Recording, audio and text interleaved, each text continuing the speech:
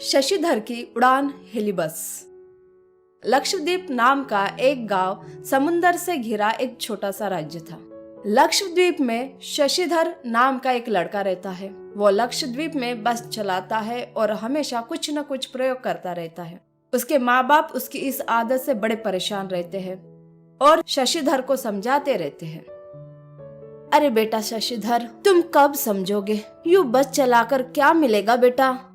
तुम्हारे साथ वाले तुम्हारे दोस्तों को देखो, वो कैसे नौकरी पे लग गए हैं और कैसे पैसा कमा रहे हैं। तुम कब पैसा कमाओगे बेटा? नहीं माँ, मैं नौकरी नहीं करूँगा क्योंकि मैं नौकरी नहीं करना चाहता।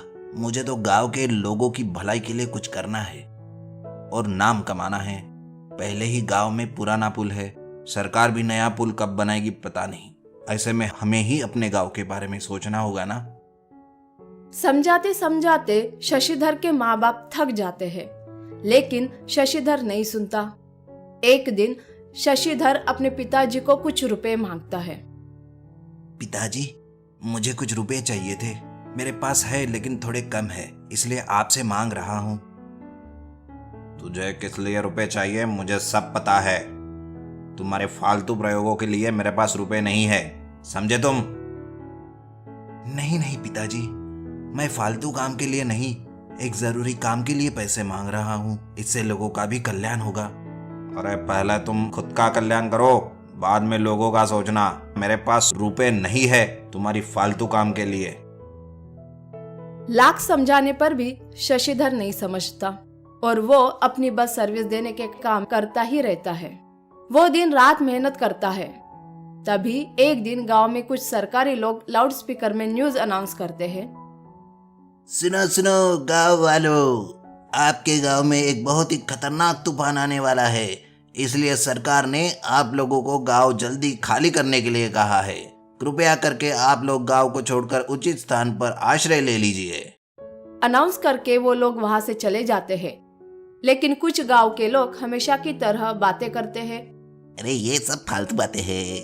हर साल की तरह ये सरकारी लोग बताकर जाते हैं कि तूफान आने वाला है, लेकिन कोई तूफान नहीं आता। और हाँ, सही कहा, पिछले साल भी लोग बताकर गए और इनकी बातों में आकर कुछ लोग गांव छोड़कर सरकार ने बताई जगह पर जाकर रहने भी लगे। लेकिन तूफान तो आया नहीं, लेकिन वो लोग ही वापस आ गए गांव में।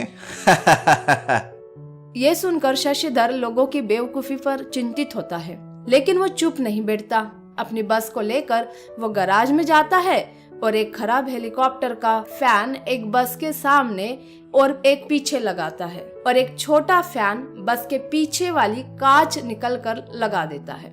रात होती है और बड़े जोर से गांव में तूफान आता है। समंदर में ऊंची ऊंची लहरें उठती है। उसी में गांव का एक अकेला पुल भी टूटकर पानी में डूब जाता है। सारे लोग डर जाते हैं। गांव में बहुत सारे लोग फंसे होते हैं। तभी शशिधर वहां आता है और वो कहता है, देखिए आप घबराइए मत, मेरे पास एक बस है जिसमें हम सारे लोग समा सकते हैं और हमारी जान बच सकती है। आप लोग धीरज रखिए, मैं अभी वो बस लेकर आता हूँ। ये सुनकर उनमें से एक आदमी कहता है, अरे शशिधर, पहले ही गांव का पुल टूट गया है, गांव से बाहर निकलेंगे कैसे? क्या तुम हमें उस टूटे हुए पुल से लेकर जाओगे? अरे जाओ जाओ, हमें मरने का कोई शौक नहीं है, हमें नहीं आना तुम्हारी बस में। नहीं नहीं, आप मेरा विश्वास कीजिए, मैं अभी बस लेकर आता हूँ। तभी गांव वालों को एक बस उड़ती हुई दिखती है। गांव का एक आदमी कहता है, अरे वो देखो आसमान में, शायद सरकार ने हमें बचाने के लिए ही इसे भेजा है। शशिधर धीरे धीरे अपनी उड़ने वाली हेली बस को जमीन पर उतारता है। ये देखकर सारे गांव के लोग चौंक जाते हैं और कहते हैं, अरे ये तो हमारा शशिधर है, चलो साथियों जल्दी से हेली बस में बैठो।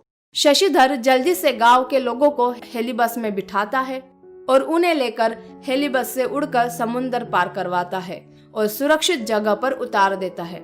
सब लोग खुशी से चिल्लाते हैं। ये खबर सरकारी लोगों को पता चल जाती है और दूसरे दिन सरकारी लोग शशिधर को सुरक्षा पुरस्कार देते हैं।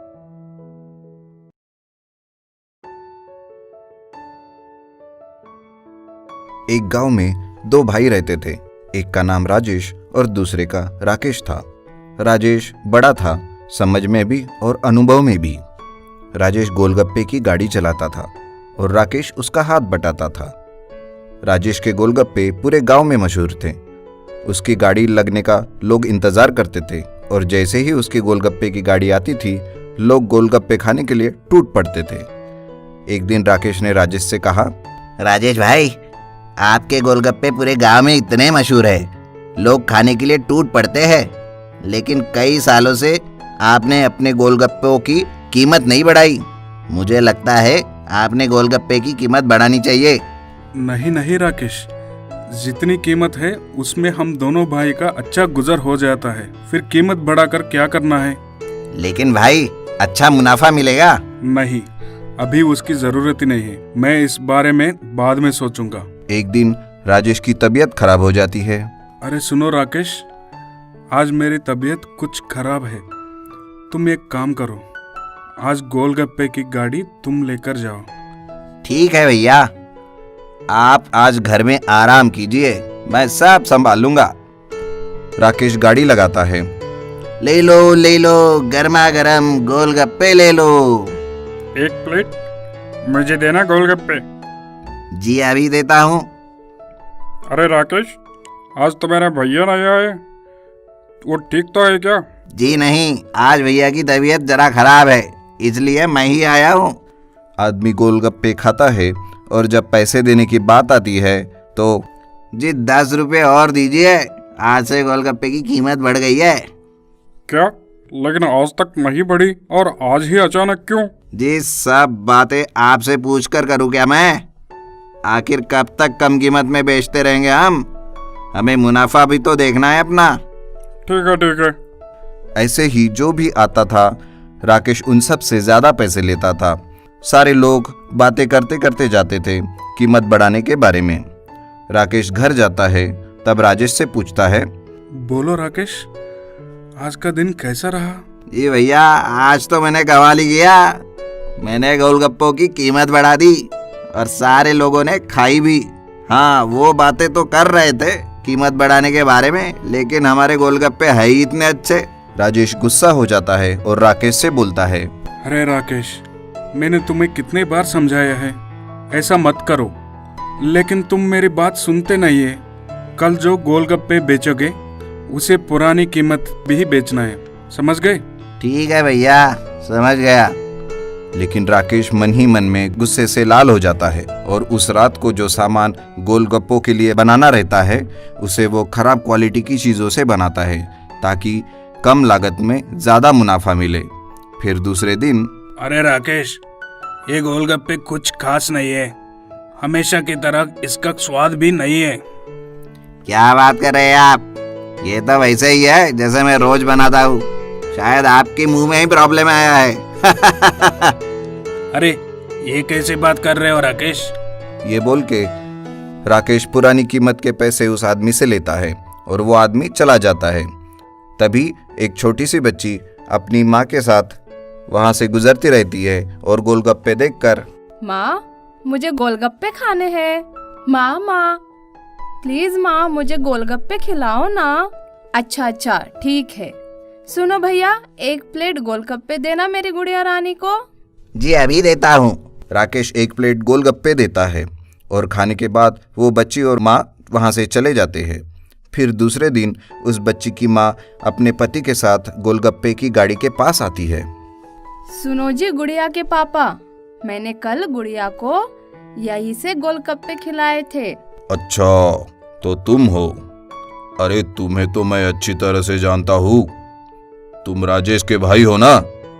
जी हाँ, मगर क्या हुआ ये तो बताओ। अरे कल मेरी बच्ची को जो तुमने गोलगप्पे खिलाए, वो खाकर उसकी तबीयत खराब हो गई है और उसे दवाखाने में भर्ती करना पड़ा।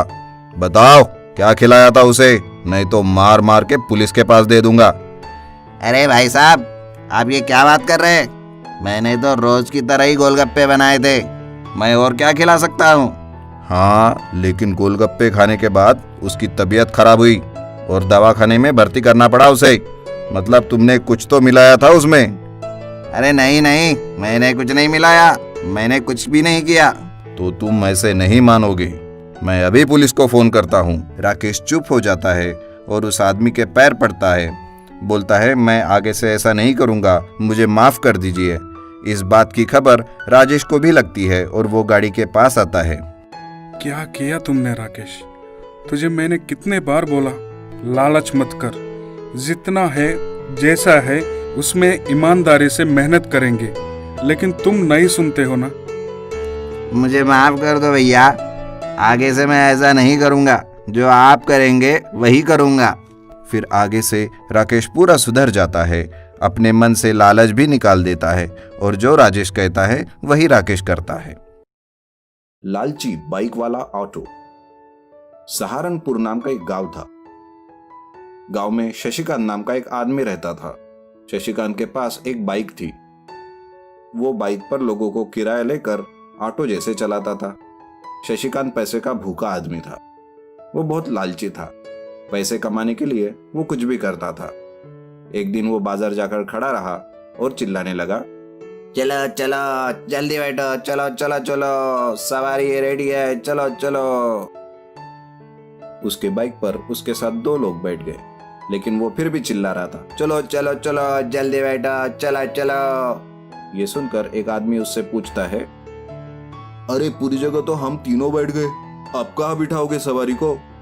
तुम्हारे सर पर, चुपचाप बैठ। अरे कमाल करते हो यार, जगह कहाँ है, इसलिए तो मैंने पूछा। अरे एक आदमी और एडजस्ट हो जाता, तुम चुपचाप बैठो ना यार। तभी एक प्रमोद नाम का आदमी आता है और शशिकांत से पूछता है, अरे शशिकांत, बाइक पर तो जगह ही नहीं है, फिर मैं कहाँ बैठूं? अरे मेरे पैर पर चढ़ो और कंधे पर बैठो। प्रमोद वैसा ही करता है जैसा शशिकांत उसे कहता है। प्रमोद शशिकांत के कंधे पर बैठ जाता है और शशिकांत बाइक चलाता है। थोड़ी देर में बस का स्टॉप आता है। सब उतर जाते हैं। शशिकांत सबको कहता है, चलो चलो सब एक एक करके 30 रुपए दे दो, जल्दी जल्दी जल्दी। अरे ये क्या है, यहाँ आने के तो 20 रुपए होते हैं, तुम 30 रुपए किस बात के ले रहे हो? अरे इतना रिस्क लेकर तुम लोगों को पहुंचा रहा हूँ, इसलिए इंश्योरेंस का पैसा ले रहा हूं मैं। अगर मुझे या तुम में से किसी को कुछ हो गया तो उसकी जिम्मेदारी तो लेनी पड़ेगी ना। अच्छा अच्छा, क्या सच में तुम जिम्मेदारी लोगे या ऐसे ही मुंह में आया और बके जा रहे हो? अब हमारे पास दूसरा ऑप्शन नहीं है, इसलिए 30-30 रुपए देना पड़ रहा है। शशिकांत ऐसे ही रोज लोगों को कभी भेड़ बकरियों के साथ, तो कभी गाय, तो कभी सवारी के ऊपर भी आदमी को बिठाकर किराया लेता था। लेकिन एक दिन वो अपनी बाइक की तरफ देखकर सोचता है, यार जितना कमाता हूं ना, उतना ये बाइक कुछ कमा कर नहीं दे रही। ज्यादा इनकम करने के लिए कुछ जुगाड़ करना पड़ेगा। शशिकांत अपनी बाइक के कैरियर पर एक ऑटो जोड़ देता है और उस पर लोहे की वेल्डिंग करके पक्का कर देता है। दूसरे दिन गांव के चौराहे पर आता है, चलो चलो जल्दी बैठो, जल्दी जल्दी, नई टैक्सी का आनंद उठाओ, चलो चलो। थोड़ी देर में बाइक पर 2 और पीछे ऑटो में 3 लोग बैठ जाते हैं। तभी प्रमोद आता है। वो कहता है, अरे यू वेल्डिंग करके पीछे ऑटो जोड़कर हमें उसमें बिठा रहे हो, तुम्हें नहीं लगता ये गैर कानूनी है और इससे जान का खतरा भी रहेगा? अच्छा, अब तुम मुझे सिखा रहे हो? जब गांव में फिल्म की शूटिंग होती थी तब दीवार पर चढ़कर देखते थे ना, तब खतरा नहीं रहता। बाढ़ आती है जब गांव में, तब एक नाव को 2-3 बांध कर लेकर जाते हो, तब खतरा नहीं होता। देख, बैठना है तो बैठ, वरना और भी है, लेकिन फालतू का ज्ञान देकर ना मुझे मत सिखा। ऐसे ही शशिकांत बाइक और ऑटो में ठूस ठूस कर लोग भर देता है और रोज किराया ज्यादा मिलने के चक्कर में टैक्सी चलाता है। लेकिन एक दिन ऐसे ही प्रमोद दूसरे गांव जाने के लिए स्टैंड पर आता है, लेकिन शशिकांत की टैक्सी में जगह नहीं रहती। अरे यार, अब मैं कैसे जाऊंगा दूसरे गांव? टैक्सी में तो जगह ही नहीं है। अरे क्यों टेंशन ले रहे हो यार, आ जाओ और जल्दी से मेरे कंधे पर चढ़कर बैठो। प्रमोद को जरूरी काम रहता है, इसलिए वो बिना सोचे समझे शशिकांत के कंधे पर जाकर बैठ जाता है। थोड़ी दूर पर ही टैक्सी जाती है और एक पत्थर से टैक्सी उछलती है। जिस वेल्डिंग से बाइक के पीछे ऑटो जोड़कर रहता है, वो वेल्डिंग टूट जाती है और ऑटो पलट जाता है।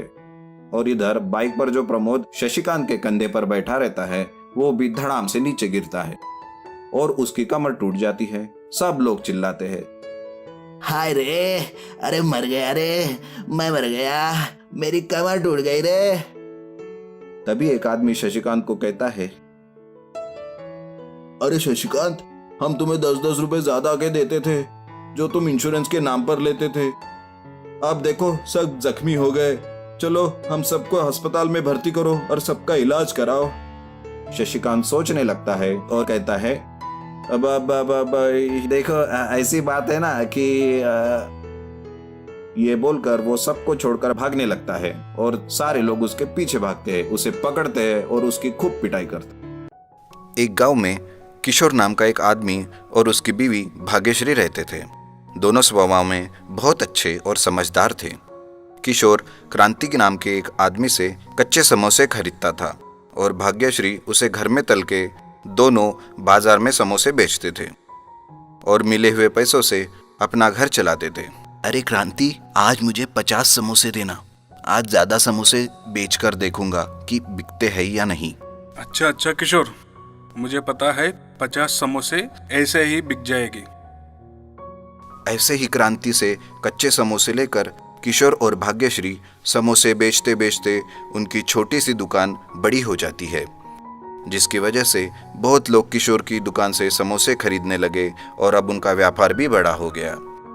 लेकिन समोसे भी जल्दी ही खत्म होने लगे, जिसकी वजह से काफी लोग बिना समोसे के ही वापस चले जाते थे। काफी लोग दुकान से अब खाली हाथ जाने लगे हैं। अगर मैं क्रांति से ज्यादा समोसे लूंगा तो किसी को खाली हाथ जाने की जरूरत नहीं पड़ेगी। ऐसा करता हूँ, क्रांति से जाकर पूछता हूँ कि वो मुझे दिन में कितने समोसे दे सकता है। किशोर क्रांति के घर जाता है। अरे क्रांति, आज से मुझे ज्यादा कच्चे समोसे चाहिए। काफी लोग दुकान से अब खाली हाथ जाने लगे हैं। लगता है मुझे ज्यादा समोसे रखने पड़ेंगे आज से। हाँ किशोर, बताओ मुझे कितने समोसे चाहिए तुम्हें? आज से मुझे 100 कच्चे समोसे चाहिए। ऐसा बोलकर किशोर 100 समोसे लेकर जाता है, लेकिन क्रांति सोचता है, अच्छा, तो किशोर का समोसे का धंधा अच्छा चल रहा है, तभी तो वो ज्यादा समोसे लेकर जा रहा है और मेरे देखो कुछ भी फायदा नहीं हो रहा है। जबकि कच्चे समोसे मैं ही बनाता हूँ, सारी मेहनत मेरी रहती है और किशोर का फायदा। मुझे कुछ करना पड़ेगा, मेरे फायदे के लिए मुझे कुछ करना ही पड़ेगा। ठीक है, कल से किशोर के समोसे में कम कीमत वाला मसाला डाल दे के देता हूँ। अगले दिन से क्रांति जैसे सोचता है वैसा ही कम कीमत वाला मसाला डाल के किशोर को समोसे बेचता है। किशोर और उसकी बीवी घर में समोसे तलने लगते हैं। तभी, अरे आज के समोसे कुछ अच्छे नहीं लग रहे, लगता है कुछ गड़बड़ हुई है। कल से बहुत ध्यान से करना पड़ेगा। दूसरे दिन किशोर समोसे तलता है, लेकिन वो समोसे भी वैसे ही बन जाते हैं। ये सोचकर किशोर भाग्यश्री से कहता है, आज के समोसे भी वैसे ही बने हैं। लोग समोसे नहीं खाएंगे ऐसे। अगर ऐसा ही चलता रहा तो दुकान ठीक से नहीं चलेगी। इसलिए भाग्यश्री, कल से तुम ही समोसे बनाना सीखो। भाग्यश्री समोसे बनाना सीखती है और किशोर क्रांति से जाकर कहता है, अरे क्रांति, आज से हमें तुम्हारे समोसे नहीं चाहिए। मेरी बीवी ने समोसे बनाना सीख लिया है। अब किशोर की बीवी ने समोसे बनाना सीख लिया तो कोई भी गड़बड़ नहीं होती और दुकान भी अच्छी चलने लगी थी और किशोर का बहुत मुनाफा होने लगा था। हर रोज की तरह जैसे क्रांति कच्चे समोसे बेचने बाहर निकलता है तो वो किशोर की दुकान में लगी भीड़ को देखता ही रहता है। बाप रे बाप, इतने लोग! किशोर के समोसे तो बहुत लोग खरीदने लगे हैं। लगता है उसके बीवी समोसे बनाने में निपुण हो गई है, इसलिए मुझसे समोसे खरीदने बंद कर दिए हैं। ऐसा है, वक्त आ गया है, किशोर की दुकान ही बंद करवा देता हूं मैं। ऐसा सोचकर क्रांति घर में एक समारोह रखता है, जिसके लिए वो गांव के काफी सारे लोगों को बुलाता है और मेहमानों को खाने के लिए वो किशोर की ही दुकान से समोसे लेने जाता है। अरे किशोर, मुझे आज सारे के सारे समोसे चाहिए। इतने सारे समोसे तुम्हें क्यों चाहिए क्रांति? मेरे घर में कुछ मेहमान आ रहे हैं ना, आज उनके नाश्ते के लिए समोसे चाहिए। अच्छा अच्छा, ठीक है, ये ले लो। क्रांति किशोर की दुकान से समोसे लेकर घर जाता है और वो किशोर की समोसे की जगह पर अपने बनाए हुए खराब समोसे सारे मेहमानों को खिला देता है। समोसे खाने के बाद सारे मेहमानों के पेट में गड़बड़ होने लगती है। सारे मेहमान पेट पकड़कर बैठते हैं। थोड़ी देर बाद गांव के सरपंच आते हैं।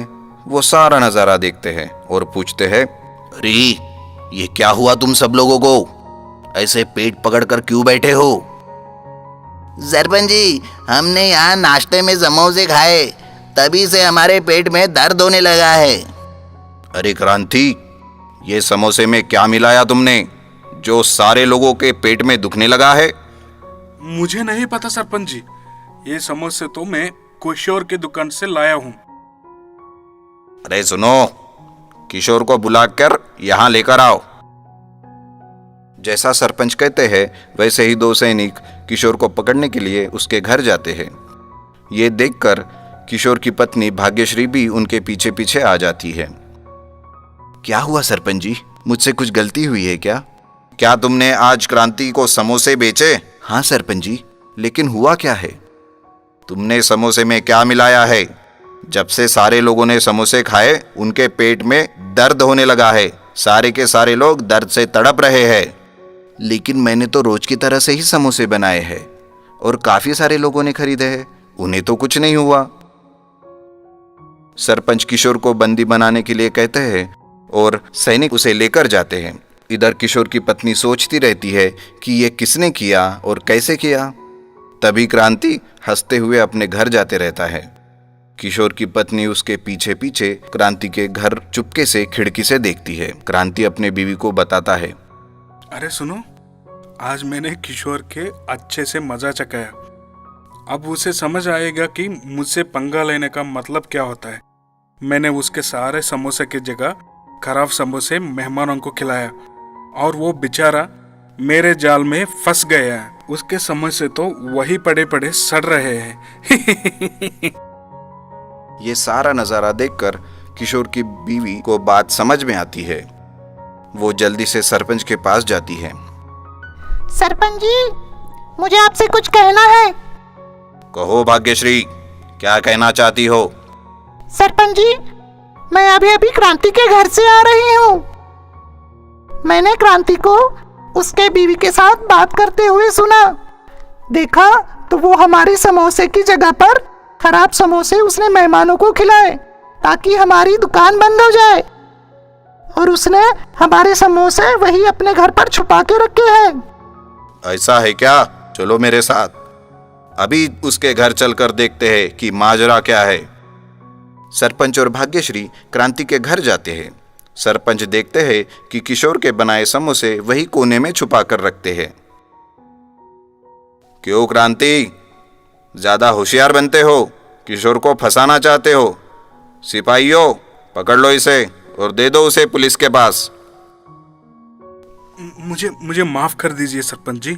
दरअसल किशोर ने मुझसे समोसे लेकर अपनी दुकान बड़ी कर ली, लेकिन मेरा फायदा नहीं हो रहा था, इसलिए मैंने ऐसा किया। मुझे माफ कर दीजिए ना। सरपंच जी किशोर को छोड़ देते हैं और भाग्यश्री को उचित इनाम देते हैं।